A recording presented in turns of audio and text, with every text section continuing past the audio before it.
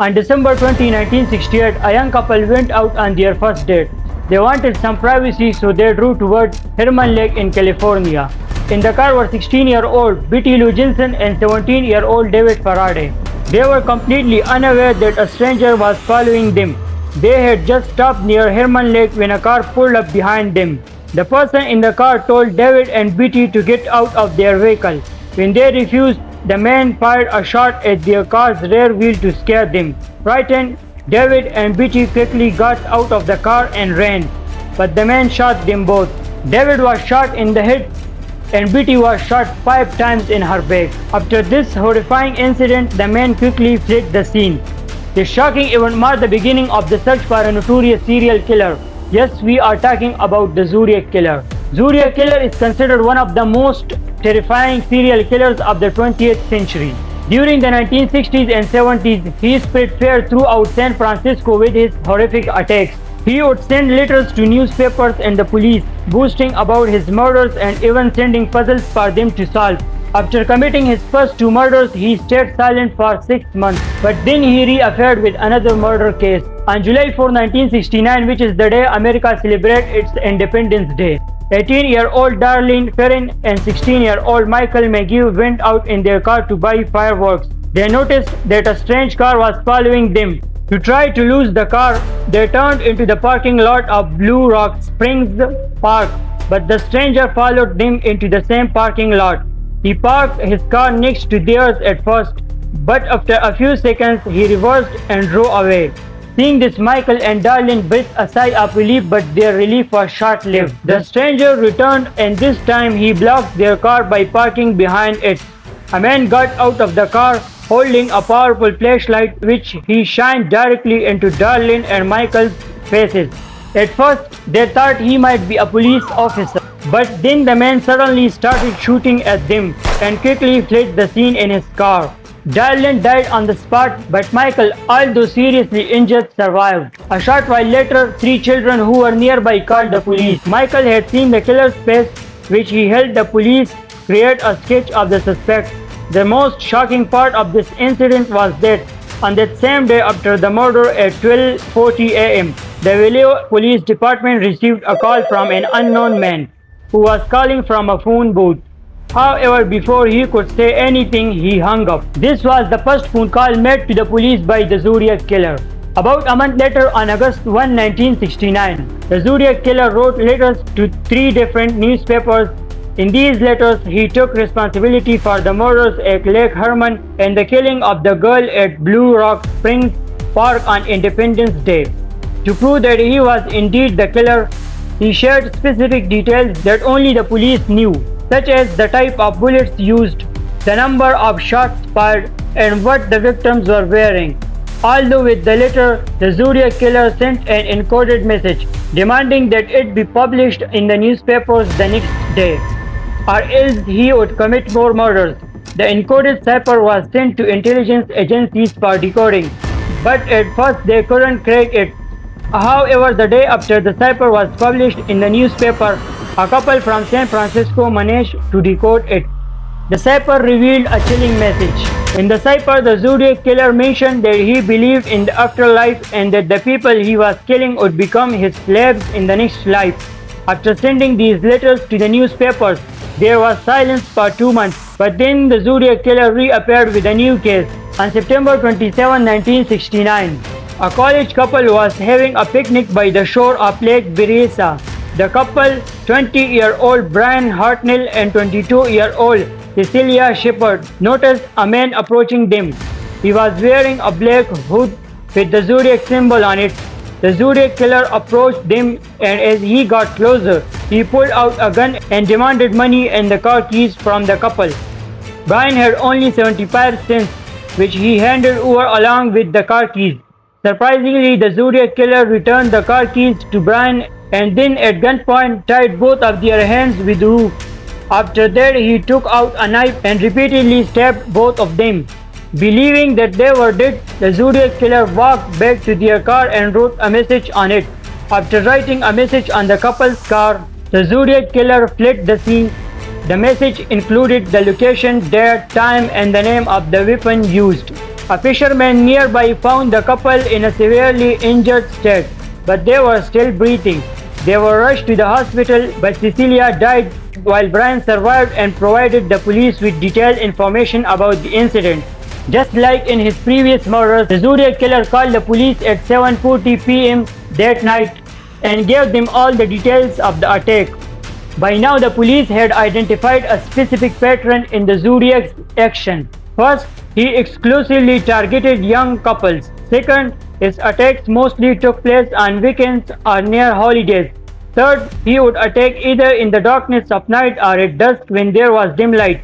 Fourth, after committing each murder, he would proudly confess as if challenging the authorities. Fifth, most of the murders were committed in well-known dating spots. Sixth, most of the murders were carried out in cars. The seventh pattern showed that many of murders happened near water. The seventh pattern suggests that Zodiac killer might have been disillusioned with love or harbored a particular hatred towards women.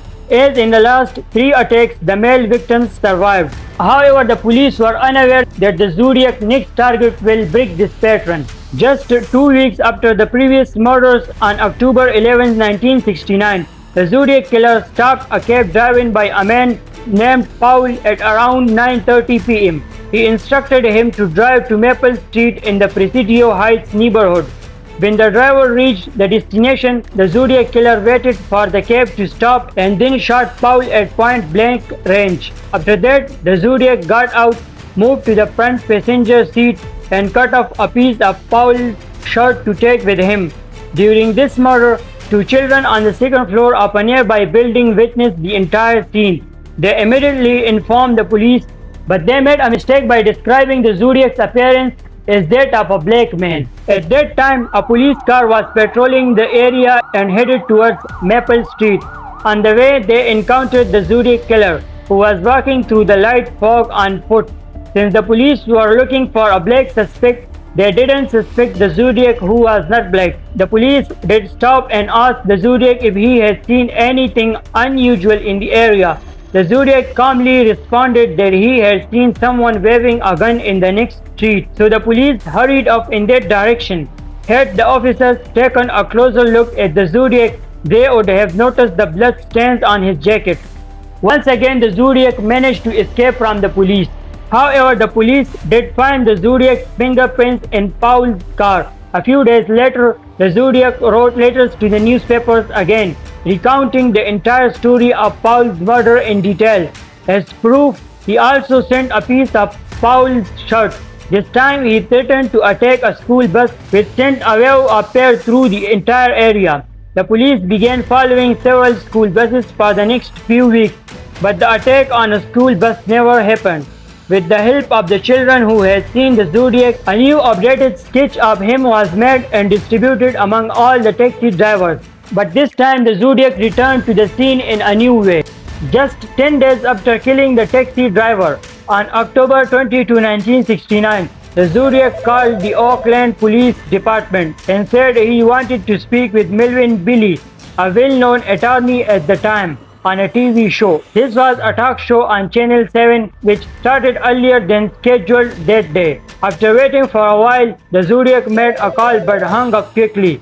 When he called again, this time the call lasted longer. Over the course of the show, he called 35 times, but only 12 of those calls were aired. During these calls, the lawyer asked him some questions, to which the Zodiac gave odd and nonsensical answers. Later, it was discovered that the calls were not made by the Zodiac. Those who had heard the real voice of the Zodiac confirmed that this was not his voice. Further investigation revealed that the calls had been made by a mental patient from Napa State Hospital. The TV show incident turned out to be a mere drama. A few weeks after this TV show drama, the newspapers received 2 more letters from the Zodiac. These letters contain another encoded cipher that the Zodiac wanted the newspapers to publish again. Unlike the first cipher, which was cracked within a day, this one was much more difficult and remained unsolved for the next 50 years. It wasn't until a few years ago in 2020 that 3 code breakers managed to decode this cipher with the help of a computer software. In this cipher, the Zodiac didn't reveal anything about himself or provide any significant clues. However, he did confirm that the caller from the TV talk show wasn't him. Along with the cipher, the Zodiac also sent letters addressed to the newspaper editors, in which the police finally found a clue. This time, he was threatening that he had built a bomb and it was stored in his basement. The most significant takeaway from the lengthy letters was this mention of a basement. If he was telling the truth, it meant that the Zodiac didn't live in an apartment, but rather in a house with a basement, which wasn't very common in the Bay Area at the time. This suggested that the Zodiac might not be living in the Bay Area. By mentioning this, the Zodiac might have made a mistake. A few months after these letters, on March 22, 1970, the Zodiac attempted to kidnap a woman named Kathleen Jones on Highway 132, but fortunately she managed to escape. When the police showed Kathleen a sketch of the Zodiac, she immediately recognized him. For the next 4 years, the Zodiac continued to send letters and ciphers. In some, he detailed murders, while in others, he wrote movie reviews. In one letter, he even gave the location of a supposed bomb. But when the police checked, they found no bomb, and no explosion ever occurred. The last letter from Zodiac received on January 30, 1974, where he wrote a score for his murders, saying Me 37, SFPD 0, implying that he had committed 37 murders, while the San Francisco Police Department had a score of 0. However, the police believed that the Zodiac was exaggerating and the actual number of murders he committed was only 5. Law enforcement agencies, including the CIA, analyzed the Zodiac's behavior and his method of killing. After conducting extensive research on Zodiac's behavior and killing methods, law enforcement concluded that the Zodiac wasn't just an ordinary person but someone with military-grade knowledge. The footprints found at the crime scenes were from shoes known as wing walkers, typically available at military stores. Additionally, his experience with cryptology and ciphers suggested that he might have gained these skills during his time in the military. As the Zodiac spread fear across America and gained significant attention, many people falsely claimed to be the Zodiac to gain notoriety, making the real Zodiac capture even more challenging for the police. Initially, police suspicion fell on a man named Arthur Lee Allen. There were several pieces of evidence against him. First, he had a military background. Second, a watch was found with him that had Zodiac written on it, along with the Zodiac symbol. However, neither Arthur's handwriting nor his fingerprints matched those of the Zodiac. After spending several years under police scrutiny, Arthur Lee Allen passed away in 1992. The police's second suspect was a man named Richard Gayokoski because he bore a resemblance to the Zodiac. However, like Arthur, his handwriting and fingerprints did not match those of the Zodiac either. In total, the police investigated 50 suspects based on the suspicion, but none of them fully matched the Zodiac's profile. Despite the widespread attention this case received, the true identity of the Zodiac killer remains a mystery in the world of the crime to this day. Questions about who the Zodiac was, why he murdered so many people, and what his true motive was, especially in relation to his belief in life after death, continue to puzzle the investigators and the public alike.